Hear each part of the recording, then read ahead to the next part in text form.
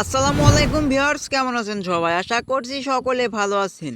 আজকের এই ছোট্ট ভিডিওটিতে আমি আপনাদেরকে দেখিয়ে দেব কিভাবে রবি সিমে ইমার্জেন্সি ব্যালেন্স আনবেন খুব সহজেই। এই কাজটি যারা পারেন না তাদের কাছে কিন্তু এই কাজটি অনেক কঠিন মনে হবে। আর যারা পারেন তারা কিন্তু লোন আনতে পারেন না সঠিক নিয়মে। এই ভিডিওটিতে আমি আপনাদেরকে দেখিয়ে দিব সঠিক নিয়মে কিভাবে ইমার্জেন্সি ব্যালেন্স আনবেন রবি সিমে।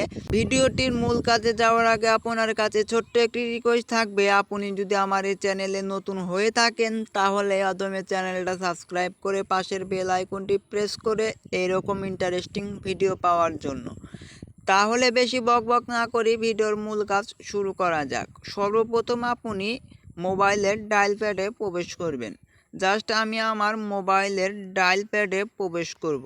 মোবাইলের ডায়াল প্যাডে প্রবেশ করার পরে এখানে আপনাদেরকে লিখতে হবে *123*007#।